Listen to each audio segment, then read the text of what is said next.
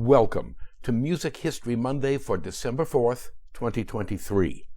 I'm Bob Greenberg, and the title of today's podcast is Unplayable. If you haven't already, please consider joining me on my subscription site at patreon.com/RobertGreenbergMusic, where I blog, vlog, podcast, pontificate, review, and bloviate 4 to 6 times a week. We mark the premiere on December 4th, 1881, 142 years ago today, of Pyotr Ilyich Tchaikovsky's one and only violin concerto, his Violin Concerto in D major. It received its premiere in Vienna, where it was performed by the violinist Adolf Brodsky and the Vienna Philharmonic Orchestra, conducted by Hans Richter. The concerto is, in my humble opinion, Tchaikovsky's single greatest work and one of a handful of greatest concerti ever composed. Yet its premiere in Vienna elicited one of the most vicious reviews of all time. Unfortunately for him, Tchaikovsky was indeed one of the most over-criticized composers in the history of Western music. Just asking, do any of us like being criticized? I think not. And please, let's not dignify that oxymoronic phrase, constructive criticism, by considering it seriously. I don't mean to sound oversensitive, but after a certain age, say 25, criticism of any sort, even if it is deserved, we're talking to you, George Santos, is simply infuriating. Tchaikovsky was also one of the most oversensitive people ever to become a major composer, which meant that the sometimes brutal criticism he received drove him to near madness. Regarding Tchaikovsky's sensitivity, as a youngster, his governess called him, quote, a porcelain child, unquote. So easily was his spirit chipped and cracked. Given Tchaikovsky's emotional nature, and the fact that he was additionally, as a homosexual in Tsarist Russia, leading virtually a double life, well, we've got a prescription for a challenging emotional life. Who will play my concerto? The actual composition of Tchaikovsky's Violin Concerto went smoothly. However, the drama surrounding its first performance drove the poor, hysteria-prone dude to despair. Background. In late February of 1878, Tchaikovsky arrived in Clarence, on Lake Geneva, in Switzerland, where he and his entourage took up lodging at the Villa Richelieu.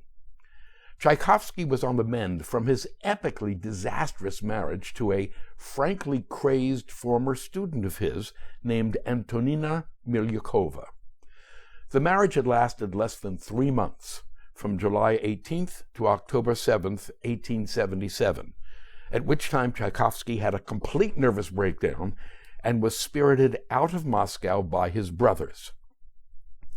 One of Tchaikovsky's visitors there at Clarence was the violinist Joseph Kotek, 1855 to 1885, a bisexual lover of Tchaikovsky's.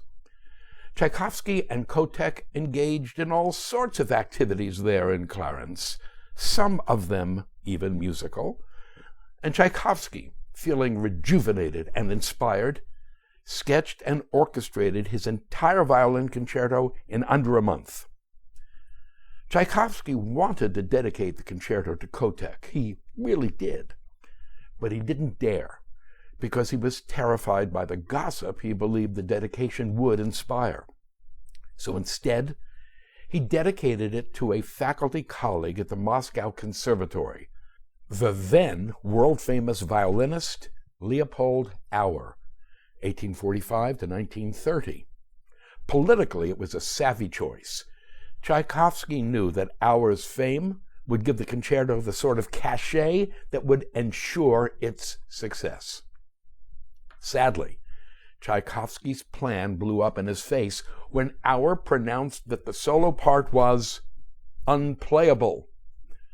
A mortified Tchaikovsky later wrote in his diary, quote, "Auer pronounced it impossible to play, and this verdict, coming from such an authority, had the effect of casting this unfortunate child of my imagination into the limbo of hopelessly forgotten things," unquote.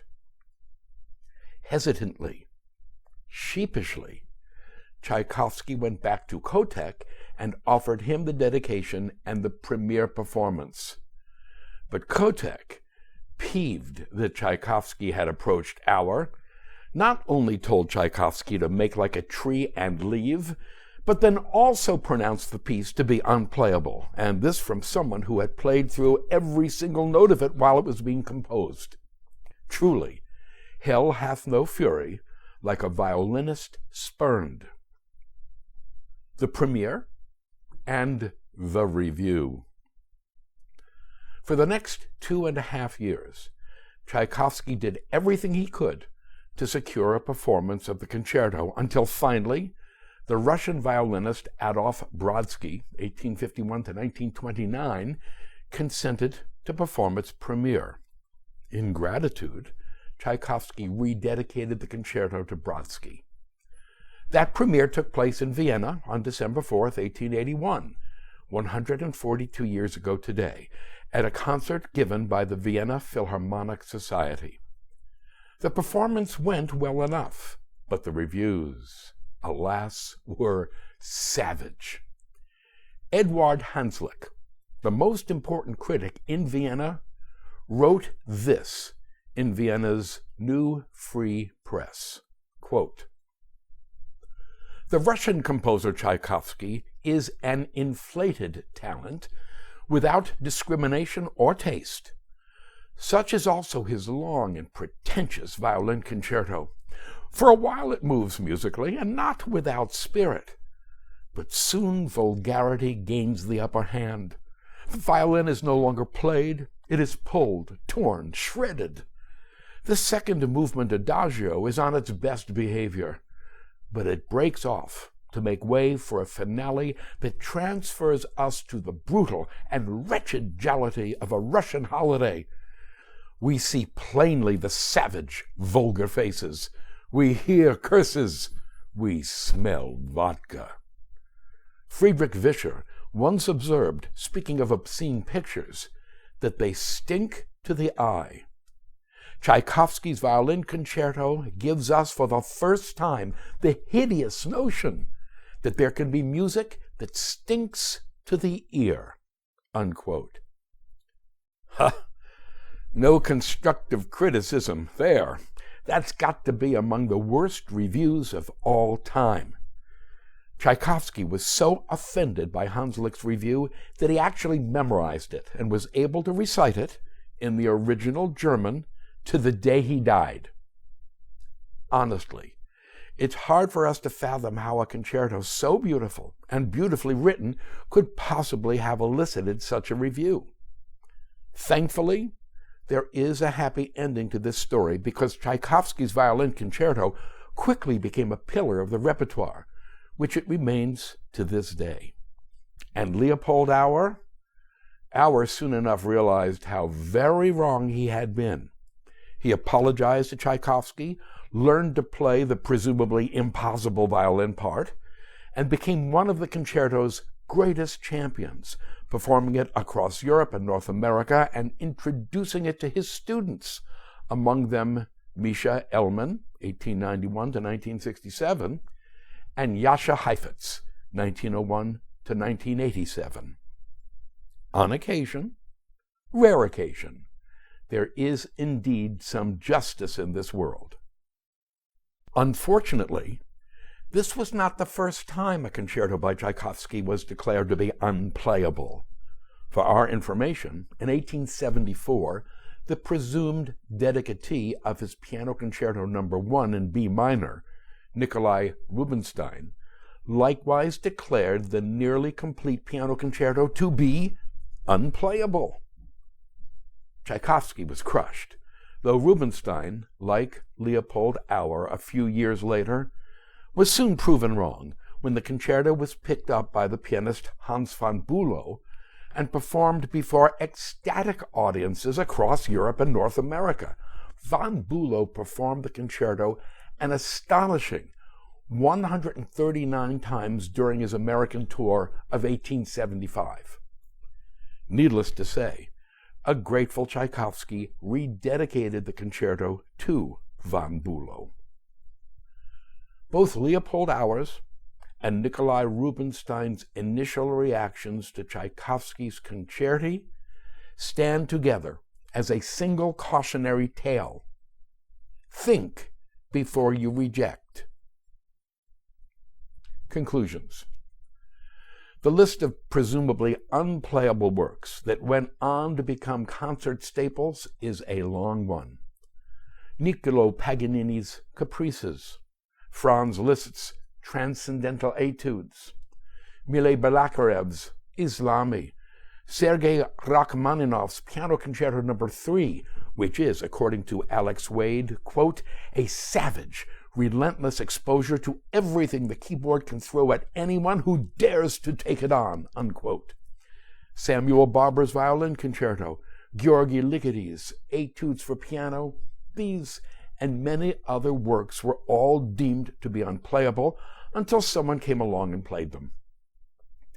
Writing in the New York Times on December 17, 1989, music critic John Rockwell observed, quote, the history of music is full of scores now recognized as masterpieces that musicians once deemed as unplayable or worse, insulting, evil, non-music.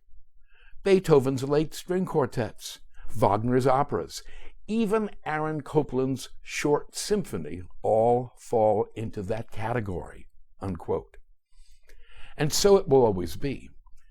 That's because in their constant search for originality of every kind, some composers will stretch the very boundaries of instrumental technique in order to express something new. The only thing we can count on is that when a good composer's work is rejected as being unplayable, sooner or later, though usually sooner, someone will come along and play it just fine. Let that be a warning to performers who would claim that a piece is unplayable rather than simply admit that they personally cannot play it or don't want to play it.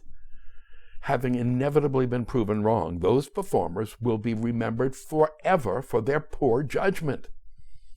In his own time, Leopold Auer was universally acclaimed as a great violinist and as a legendary teacher. Yet, he is best remembered today as the guy who, initially at least, rejected Tchaikovsky's magnificent Violin Concerto in D major, declaring it to be unplayable. Thank heavens, he was wise enough to make amends, learn and perform the concerto, and teach it to his students. Thank you.